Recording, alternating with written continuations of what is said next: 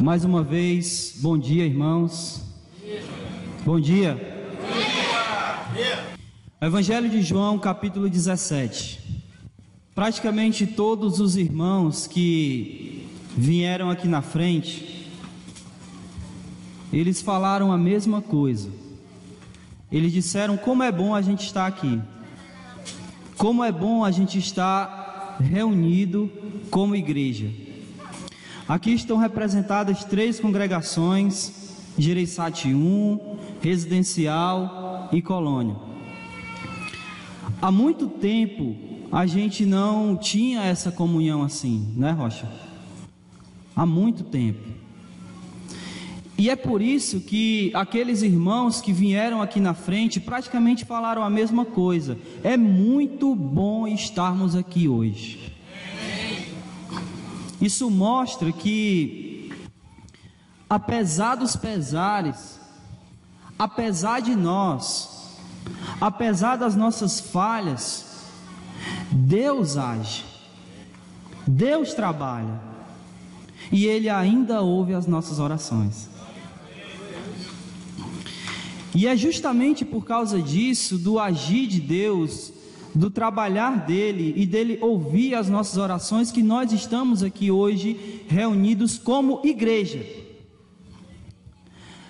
Não há hoje a igreja no Gereissati 1, não há a igreja na Colônia, não há a igreja no Residencial. Hoje há a igreja do Senhor.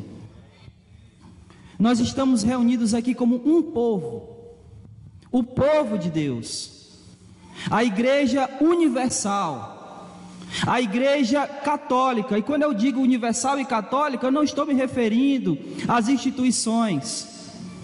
Quando eu falo católica, é porque a palavra católica significa universal. Eu estou falando da igreja do Senhor, que se reúne em todos os lugares desse planeta. E hoje, uma parte dessa igreja está reunida aqui. E nós viemos aqui hoje para glorificar o nome do nosso Deus. A gente veio aqui hoje para adorá-lo, porque Ele é digno da nossa adoração. Por isso que esse é o momento não da gente estar conversando, porque depois do culto a gente vai fazer várias outras coisas aqui. A gente vai ter tempo de sobra para conversar. A gente vai ter tempo para tomar banho de piscina, aqueles que quiserem tomar banho de piscina. A gente vai até comer.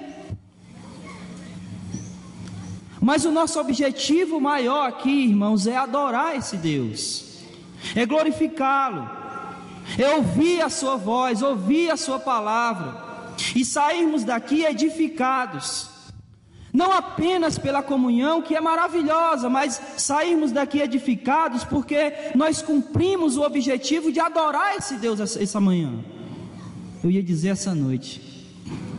A gente tem que ficar se policiando aqui para não dizer noite, né? Costume da gente fazer o culto à noite. Mas é isso. E nesse momento eu gostaria de pedir a atenção de todos vocês, porque a palavra do Senhor será pregada nesse momento.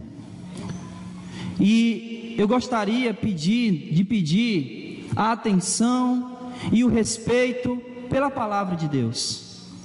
Por isso eu gostaria de convidar os irmãos a lerem comigo o Evangelho de João, capítulo 17. Irei ler todo o capítulo 17, então eu peço que você tenha paciência. E eu gostaria de conversar um pouco, meditar um pouco na palavra de Deus aqui no Evangelho de João, capítulo 17. Se você achou e já está aí com a sua Bíblia aberta, diga amém. Então vamos ler a partir do versículo 1. Depois de falar essas coisas, Jesus levantou os olhos aos céus e disse: Pai, chegou a hora. Glorifica o teu Filho, para que também o Filho te glorifique. Assim como lhe deste autoridade sobre toda a humanidade, para que conceda vida eterna a todos os que lhe deste. E a vida eterna é essa: que conheçam a ti, o único e verdadeiro Deus, e a Jesus Cristo que enviaste.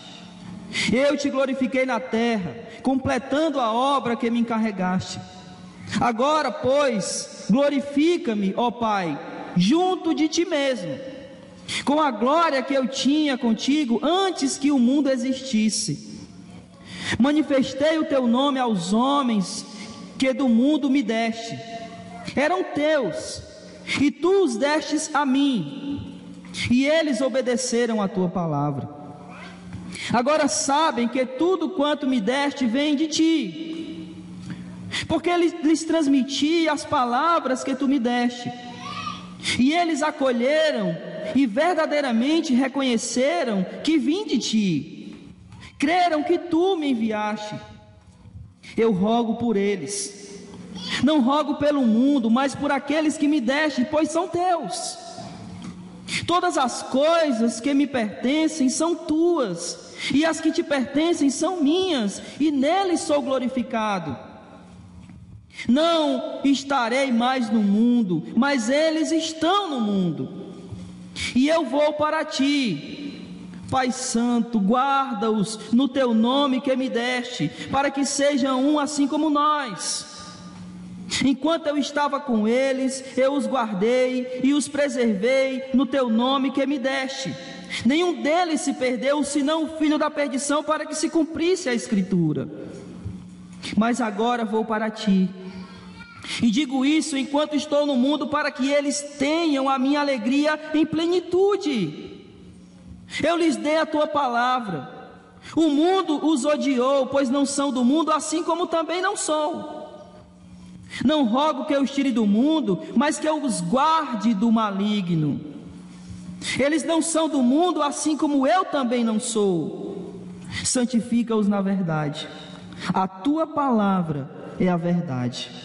Assim como tu me enviastes ao mundo, eu também os enviei ao mundo. E por eles me santifico, para que também eles sejam santificados na verdade. E rogo não somente por esses, mas também por aqueles que virão a crer em mim pela palavra deles, para que todos sejam um, assim como tu, ó Pai, és em mim e eu em ti, que também eles sejam um em nós, para que o mundo creia que tu me enviaste. Eu lhes dei a glória que me deste, para que sejam um, assim como nós somos um. Eu neles, tu em mim, para que eles sejam levados à plena unidade, a fim de que o mundo reconheça que me enviastes e os amastes assim como me amaste. Pai, meu desejo é que aqueles que me deste estejam comigo onde eu estiver, para que vejam a minha glória, a qual me deste, pois me amaste antes da fundação do mundo. Pai justo, o mundo não te conheceu, mas eu te conheço, e esses reconheceram que tu me enviaste, e fiz que conhecessem o teu nome, e continuarei a fazê-lo conhecido, para que o amor com que me amaste esteja neles e eu neles esteja. Vamos orar.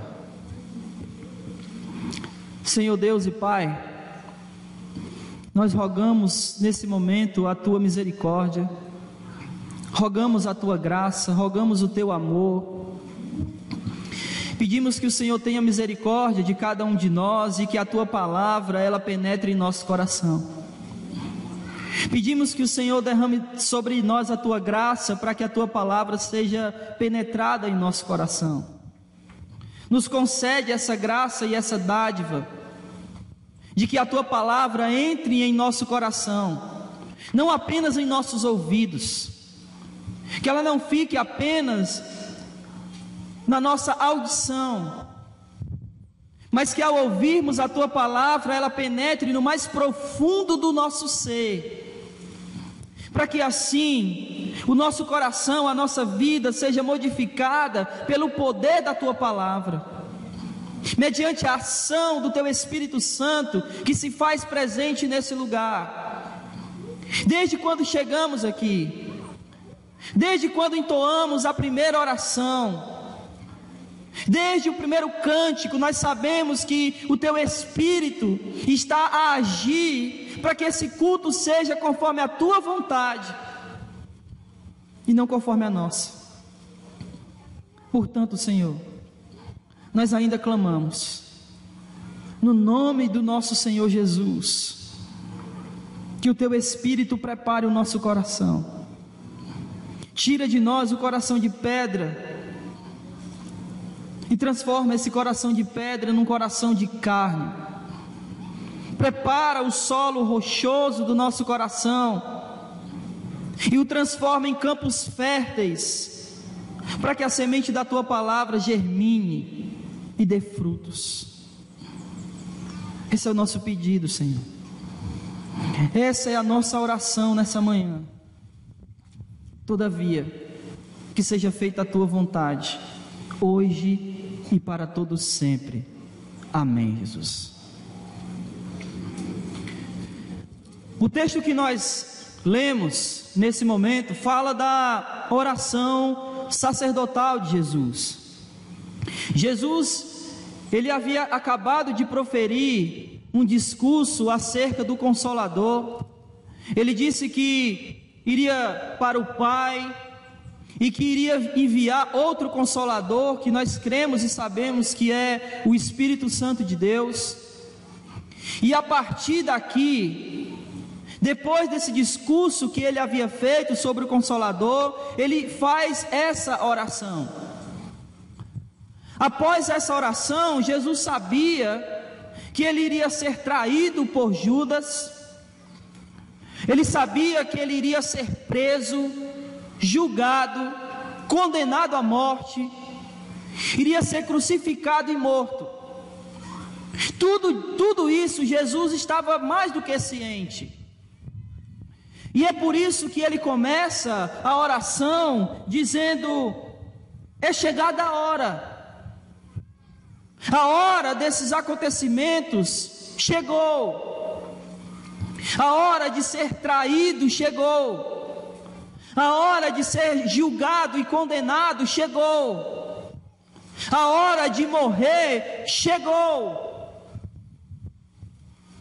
E mediante a tudo isso, mediante a esse conhecimento que Jesus tinha de tudo que haveria de conhecer, de tudo que haveria de acontecer, ele ora, ele faz uma oração. E Jesus ora por 4 coisas aqui.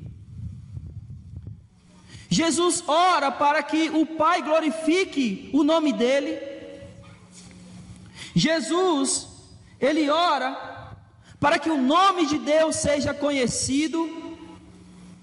Ele ora para que os discípulos sejam santificados. E ele ora pela unidade dos discípulos, que os discípulos sejam um, que eles sejam um corpo, que eles sejam um templo do Espírito, que eles sejam pedras vivas, como diz 1 Pedro, e essas pedras juntas formassem o templo do Espírito Santo de Deus. Por isso que eu comecei aqui falando sobre a comunhão dos santos. Por isso que nós estamos tão felizes por estarmos juntos aqui em comunhão. Porque Jesus orou por essa unidade. Jesus orou para que nós possamos ser um em Cristo Jesus, para que possamos ser um corpo só. Por isso que a gente sempre fala que nós não somos igrejas, nós somos congregações da mesma igreja. Amém? E é sobre isso, sobre essa unidade, que eu gostaria de falar com vocês nessa manhã. Como eu disse, ele orou sobre quatro coisas, mas nós só iremos falar a última, que é sobre a nossa unidade. Amém? Só que é tão difícil ser um, né? É tão difícil sermos um só, quando somos tão diferentes, quando temos pensamentos diferentes, quando temos mentalidades diferentes. Então, nessa manhã, eu gostaria de propor a todos nós aqui o que fazer para a gente ser um. O que a gente pode fazer para manter a unidade. E eu gostaria de usar aqui a oração de Jesus no Evangelho de João, capítulo 17, para nos dar dicas de como nós devemos ser um, como nós podemos preservar essa unidade em Cristo Jesus. E a primeira coisa que eu gostaria de propor aqui, usando o texto bíblico, está no versículo 3, acompanhe aí comigo por gentileza.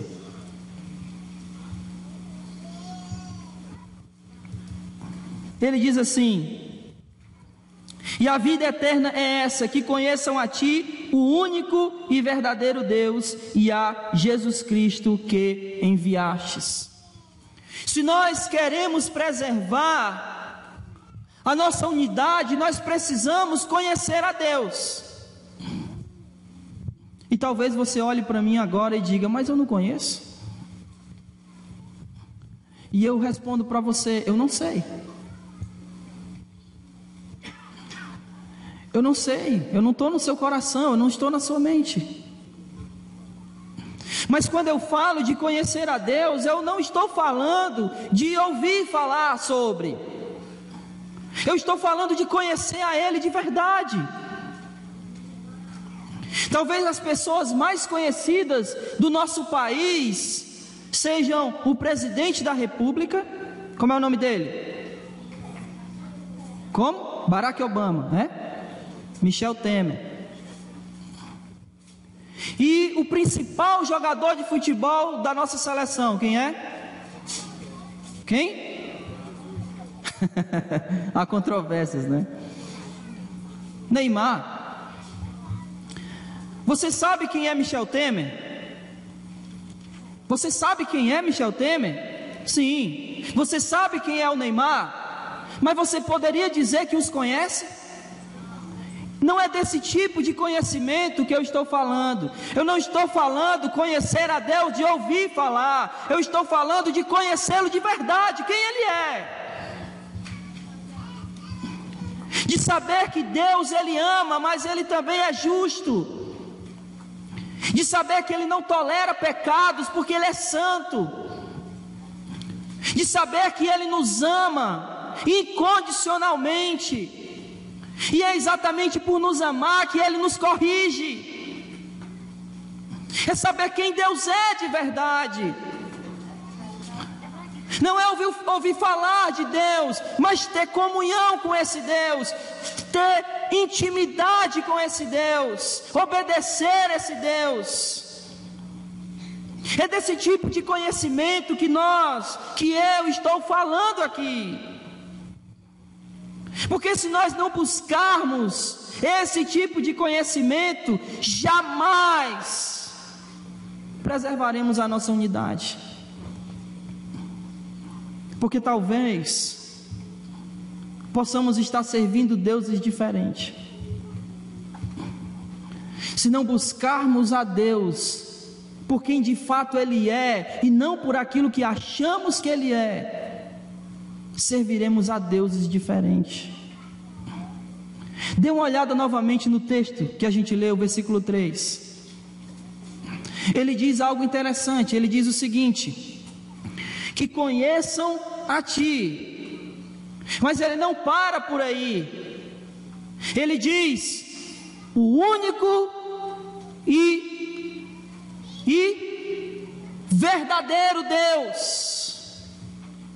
Único e verdadeiro Deus. E eu estou dizendo isso, irmãos, porque nós somos seres humanos, e como seres humanos, nós temos a tendência de construir deuses na nossa cabeça. Construir uma imagem de Deus que não é Deus. Deixa eu explicar isso melhor. Todo mundo lembra da história do bezerro de ouro? Moisés subiu para receber as tábuas da lei. Quando ele desce, o que ele encontra? Um bezerro de ouro. Eu não sei se vocês já fizeram essa pergunta, mas por que um bezerro? Ele poderia ter construído qualquer outro tipo de animal, ou não? Por que um bezerro? Por que Arão foi construir logo um bezerro de ouro? Vocês poderiam pensar sobre isso? Vocês já pararam para pensar sobre isso? Ele poderia ter construído qualquer coisa, mas ele construiu um bezerro de ouro. Por que um bezerro? Porque o bezerro era a imagem que Arão tinha de um Deus.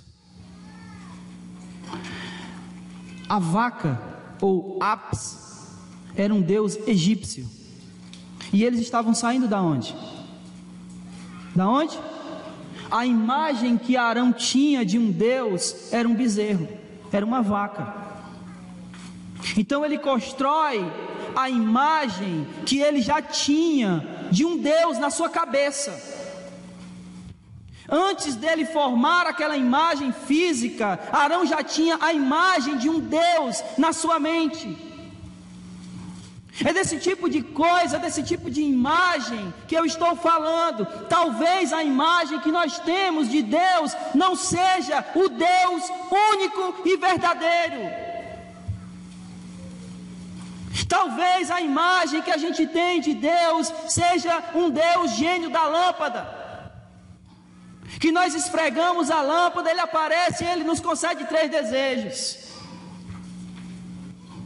Talvez a imagem que a gente tenha de Deus seja um Deus que está aqui para fazer os nossos caprichos, para fazer o que a gente quer, na hora que a gente quer, como a gente quer. Mas esse não é o Deus das Escrituras. O único e verdadeiro Deus é o Deus soberano e criador dos céus e da terra, e que faz tudo conforme a vontade dele. Esse é o verdadeiro Deus, o Deus que ama, o Deus que é justo, o Deus que é santo, o Deus que corrige quando tem que ser corrigido. E se nós não estivermos essa mesma imagem do Deus bíblico e verdadeiro, nós não teremos unidade, porque estaremos adorando deuses diferentes. Você pode perceber isso? Você entende o que eu estou dizendo? Todo mundo está entendendo isso, amém? Nós temos que conhecer esse Deus. Não fazer imagem sobre ele, mas conhecê-lo de verdade. E como é que a gente conhece esse Deus de verdade? O versículo 3 diz isso. Ele diz, acompanha aí versículo 3.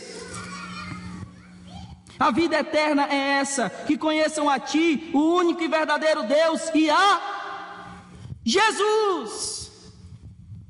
Colossenses diz que Jesus é a imagem do Deus invisível. Você quer conhecer Deus? Conheça Cristo. Ele é a imagem de Deus. Ele conversando com um dos seus discípulos, ele disse: Jesus, mostra-nos o Pai, e isso me basta. E Jesus disse: há tanto tempo eu estou aqui e vocês ainda não viram o Pai. Quem vê a mim vê o Pai que me enviou. Vocês querem conhecer a Deus? Conheçam a Jesus, porque Ele é a imagem do Deus invisível. Reconhecer a Cristo. E se todos nós estivermos em Cristo, estaremos servindo o mesmo Deus. E se todos nós estivermos em Cristo, somos o mesmo corpo e teremos unidade uns com os outros. É isso que nós precisamos fazer. Mas não é servir a Jesus como eu quero, não é servir a Jesus como você quer, não é servir a Jesus como eu acho que Ele deve ser servido, mas é servir a Jesus como Ele estabelece, como Ele demanda, como Ele diz, seguindo os seus mandamentos, cumprindo aquilo que Ele já estabeleceu, e não aquilo que eu quero fazer. Portanto, quando Ele diz seja santo, não é uma possibilidade, é uma obrigação. Quando Ele diz que nós temos que andar conforme aquilo que nós somos, não é uma opção. Você entende isso? É um imperativo, é uma ordem. Seja um santo como eu sou santo, então você não tem escolha. Quando Ele diz, andei de modo digno da vocação a que foste chamado, você não tem escolha. Você só obedece. Tem um ditado popular que diz, como é? Manda quem pode. E é engraçado que as escrituras elas não dizem assim, mas ela diz que o temor ao Senhor é o princípio da sabedoria. É quase isso, né? Mas se nós queremos ter unidade, irmãos, nós precisamos conhecer a esse Deus. E se nós queremos conhecer a esse Deus, nós precisamos conhecer o seu Filho, Jesus o Cristo, que veio, morreu na cruz por mim e por você, mas que não está morto, ressuscitou, está à direita do Pai, e nesse momento intercede por nós. É esse Jesus que nós temos que conhecer. Em segundo lugar, esse Jesus que nós temos que conhecer, se nós queremos ter unidade, Ele precisa estar em nós. Versículos 22 e 23. Vá para lá, por favor.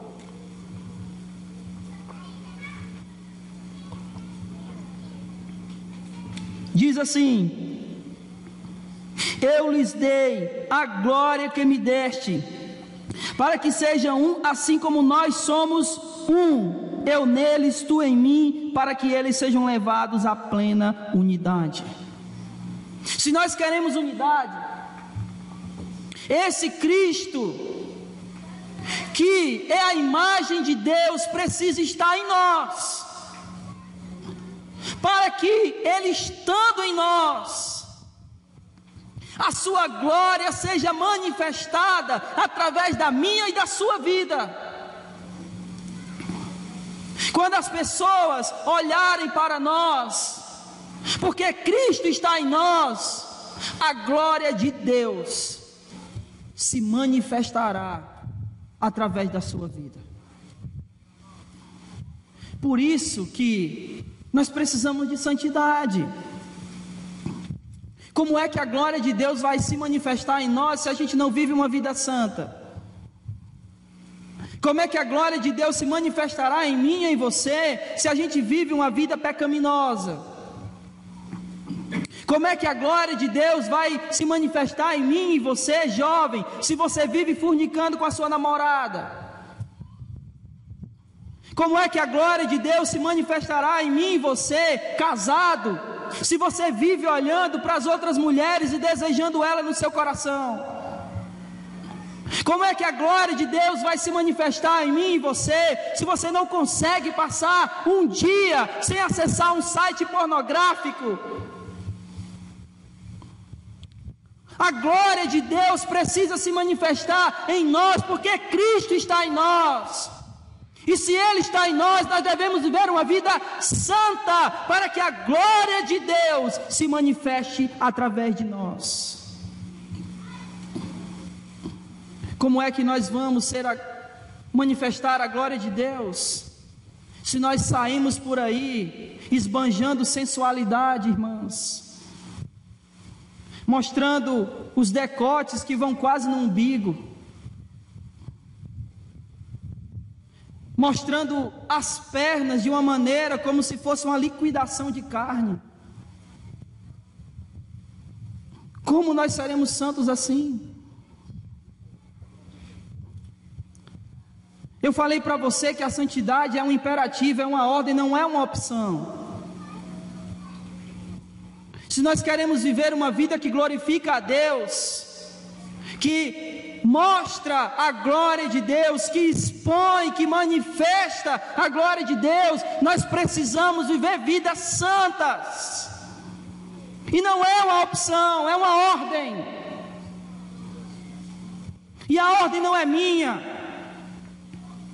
A ordem não é dos líderes das igrejas, da igreja, das congregações. A ordem é de Deus. É Ele que ordena. E vocês, pela própria boca de vocês, disseram que obedecem quem tem juízo. E é verdade, porque se não obedecermos, o juízo de Deus cairá sobre nós. Então não há opção. Para sermos unidos, Cristo precisa estar em nós, para que a glória de Deus, Cristo estando em nós, ela seja manifesta aos de fora. E eles verão, pela nossa unidade, a manifestação da glória de Deus em nossas vidas. Se quisermos ser unidos, se quisermos ser um, Cristo precisa estar em nós, e a glória dele precisa ser manifesta ao de fora. Você entende isso? Mas não é só uma questão de entender, é uma questão de botar em prática, é uma questão de deixar de fazer coisas que não agradam a Deus, é uma questão de se vestir decentemente, é uma questão de não praticar fornicação, é uma questão de não mais desejar a mulher alheia, é uma questão de não acessar mais sites pornográficos, é uma ação, vai muito além do que entender. Todos nós sabemos disso. A questão é se estamos dispostos a colocar isso em prática, a de viver uma vida realmente para a glória de Deus, de fazer a vontade dele, e só a dele, não a nossa. Porque a gente é muito rápido em dizer: não mais eu quem vivo, mas Cristo vive em mim, mas eu faço o que eu quero. Como é que Cristo vive em nós e nós fazemos ainda a nossa vontade? Se Cristo vive em nós, a vontade não é mais nossa, é a dele. Porque já não mais eu quem vivo, mas Cristo vive em mim. Amém? O amém está diminuindo.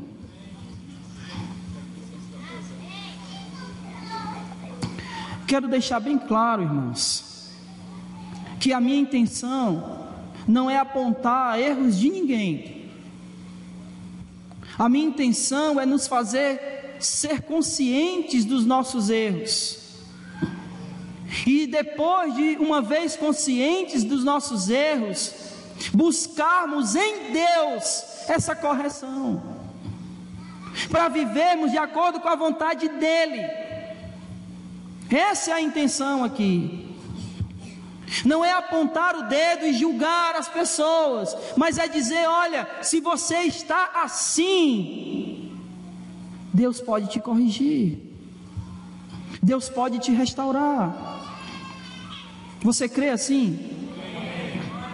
Essa é a intenção. Em terceiro e último lugar, se nós queremos a unidade, o amor de Deus precisa estar em nós. Versículo 26 diz assim: e fiz que conhecessem o teu nome, e continuarei a fazê-lo conhecido, para que o amor com que me amaste esteja neles, e eu também neles esteja. Você quer unidade nesse corpo? Você quer que esse corpo seja unido? Então o amor de Deus precisa estar em nós.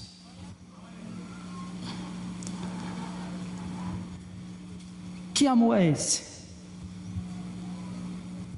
Que amor é esse?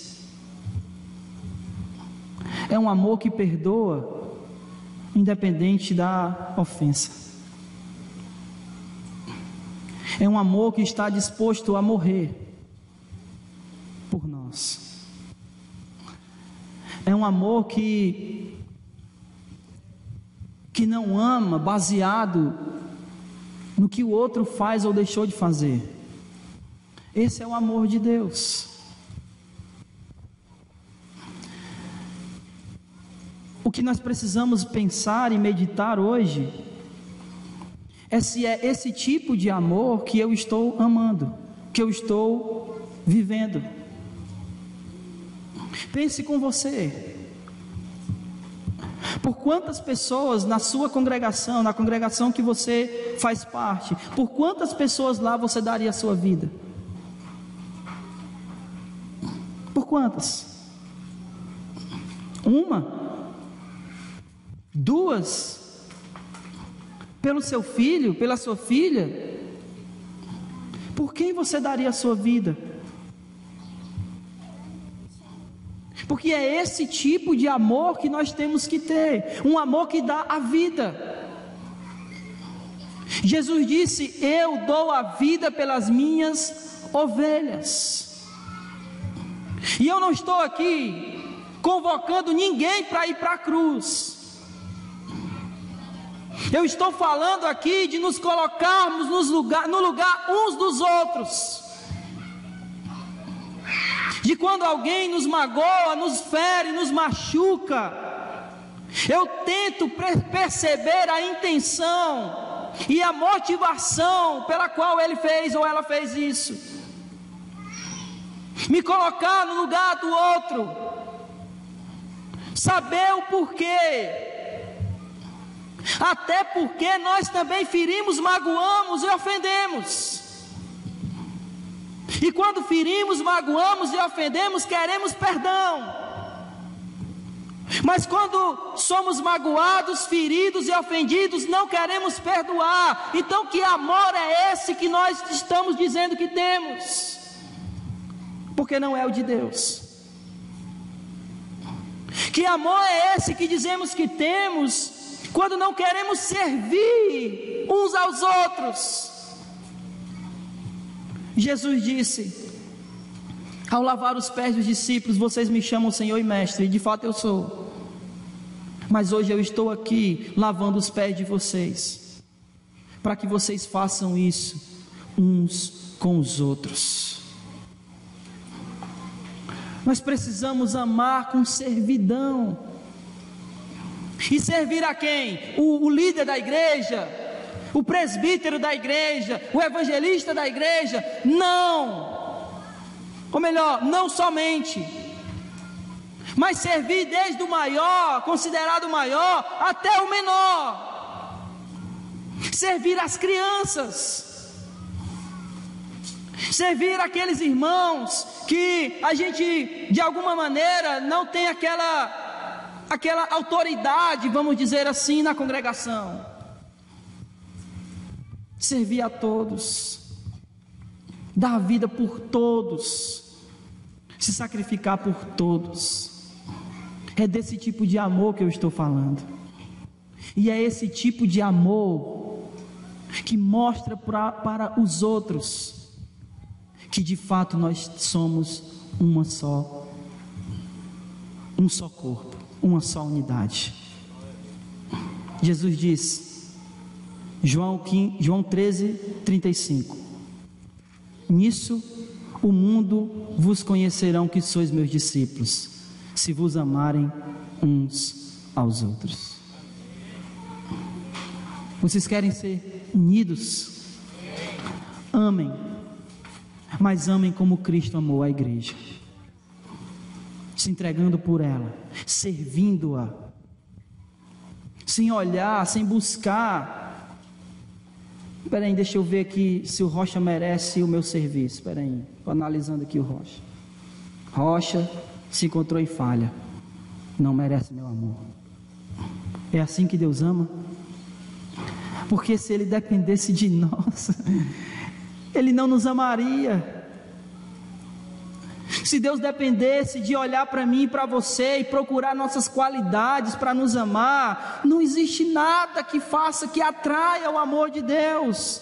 O João disse nas suas cartas: nós o amamos porque Ele nos amou primeiro. E Paulo, escrevendo aos Romanos, ele disse: olha, não tem prova maior de amor do que essa, porque Ele deu a vida por nós, quando nós ainda éramos pecadores. O amor dele não viu nada em nós para nos amar, não há condições para o amor, Ele simplesmente nos amou. E é assim que nós temos que amar uns aos outros, não é buscando qualidades ou defeitos. Eu amo você porque eu quero, porque eu aprendi com Deus que eu tenho que amar,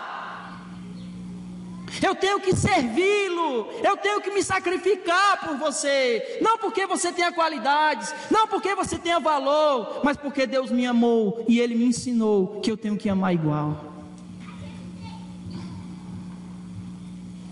Se a gente quer unidade, irmãos, temos que aprender a amar. E mais uma vez eu volto àquela primeira coisa que eu falei: não é amar do jeito que eu penso, não é amar do jeito que eu acho, mas é amar do jeito que Deus manda. Ele dá uma ordem, Ele mostra como amar. Eu preciso aprender a me submeter a isso, a ter humildade suficiente para reconhecer quando eu não estou fazendo o que Ele diz, e buscar fazer o que Ele diz. Levanta a mão. Quem obedece a Deus arrisca. Amém. É quase impossível isso. É quase impossível. É por isso que Jesus está à destra do Pai intercedendo por nós. Ele olha para nós e diz: Senhor, releva. Como Ele disse na cruz: perdoai, porque eles não sabem o que fazem. Ele está intercedendo por nós todo dia, porque todo dia a gente peca, todo dia a gente falha, todo dia a gente comete um pecado. A gente precisa ter humildade para reconhecer as nossas falhas e achar que, por mais que a gente ache que está fazendo muito, nunca é suficiente, nunca vai ser. Todo serviço que você fizer ao seu irmão, você ainda é devedor. Paulo disse assim: olha, se vocês tiverem que dever alguma coisa, deva amor. Não porque ele estava dizendo que você não tinha que amar, ele estava dizendo que por mais que você ame, nunca vai pagar a dívida, sempre vai ter algo devendo, sempre vai ter um amor para amar. Que redundância, né? Amor para amar. Precisamos nos submeter a isso.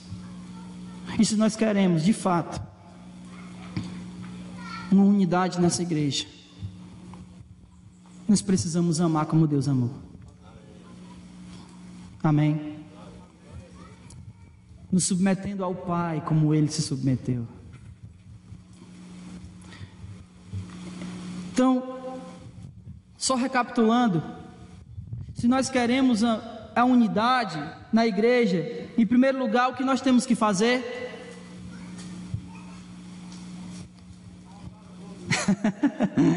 Conhecer a Deus. E nós conhecemos a Deus através de Jesus. Em segundo lugar, se nós queremos unidade na igreja, a gente tem que ter o quê? Cristo em nós, para que a glória de Deus seja manifestada. E em terceiro e último lugar, se nós queremos a unidade na igreja, nós temos que amar. O que essa unidade produz? Essa unidade também produz três coisas. Versículos 20 e 21.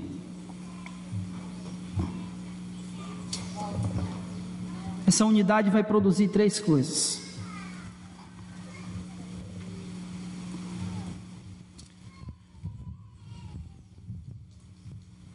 Amém? Diz assim: e rogo não somente por esses, mas também por aqueles que virão a crer em mim pela palavra deles, para que todos sejam um, assim como tu, ó Pai, és em mim e eu em ti, que também eles estejam em nós, para que o mundo creia que tu me enviaste. A unidade produz que outras pessoas conheçam a Cristo. Quando somos unidos, outros crerão em Jesus. Olha o que ele fala no final do versículo 21, para que o mundo creia que tu me enviaste, que eles sejam um, para que o mundo creia que tu me enviaste. Se nós formos uma unidade em Cristo Jesus, outras pessoas crerão em Cristo Jesus. Você iria num lugar, você seria convidado e você iria para um lugar onde as pessoas estivessem brigando. Por exemplo, alguém te chama para uma festa de aniversário, aqui nesse sítio, uma festa de aniversário. Quando você chegou no portão, você iria ver as cadeiras voando, o pessoal gritando, se batendo. Você entraria? Por que, gente? Por que vocês não entrariam? Uma comunhão tão boa dessa, cadeira voando, gente pulando, crianças gritando, todo mundo correndo. Olha que comunhão bonita. Você não entraria? Nem eu, porque ninguém gosta disso. Se nós queremos de fato que as pessoas se acheguem a Jesus e façam parte dessa comunhão, nós temos que ser unidos. É a união que traz pessoas, para que o mundo creia que tu me enviaste, que eles sejam um, para que o mundo creia que tu me enviaste. A união traz pessoas, a união faz com que outros conheçam a Jesus. Você crê assim? Vamos ser unidos? Falar é fácil, devemos colocar em prática. Em segundo lugar, versículo 22, o que a união produz? Versículo 22, eu lhes dei a glória que me deste, para que sejam um, assim como nós somos um. A união manifesta a glória de Deus. Você quer que a glória de Deus seja manifestada? A gente precisa ser um, porque é o que ela produz. Versículo 22, olha que a glória que eu lhes dei, a glória que me deste. Eu lhes dei a glória que me deste, para que sejam um, assim como nós somos um. A glória de Deus é manifestada na nossa comunhão. E em último lugar, versículo 23, eu neles, tu em mim, para que eles sejam levados à plena unidade, a fim de que o mundo reconheça que me enviaste e os amaste, assim como me amaste. Em último lugar, a unidade não apenas manifesta a glória de Deus, não apenas traz pessoas para junto da congregação, mas ela vai mostrar às pessoas o quanto Deus nos ama. Deus vai mostrar aos de fora o seu amor, baseado naquilo que nós vivemos como igreja. Se nós somos unidos, as pessoas olharão para nós e dirão: de fato, Deus ama esse povo. A nossa unidade manifestará para os de fora o amor de Deus por nós. Amém? Meus amados, que me resta aqui agora é dizer que possamos aproveitar esse tempo aqui hoje, que ao terminar esse culto nós possamos conversar, nos conhecer, que possamos entrar mais em comunhão, e que o dia de hoje sirva para que eu e você possamos querer ter mais dias assim, que não pare por aqui a nossa comunhão, que a nossa unidade ela não pare e não acabe aqui, mas que possamos fazer isso muitas e muitas vezes, não uma vez por ano como a gente está fazendo hoje, mas que pelo menos, sei lá, vamos sonhar aqui 4 vezes por ano, uma vez a cada 3 meses,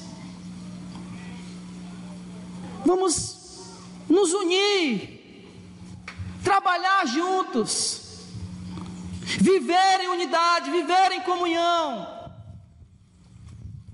e viver como cristãos, para que o seu amigo,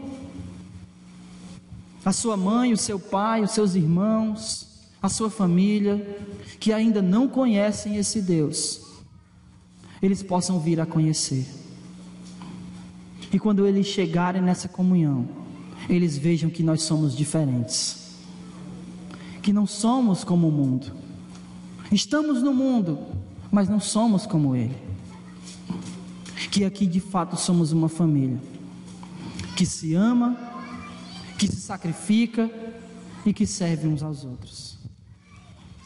Que Jesus nos abençoe. Vamos ficar de pé.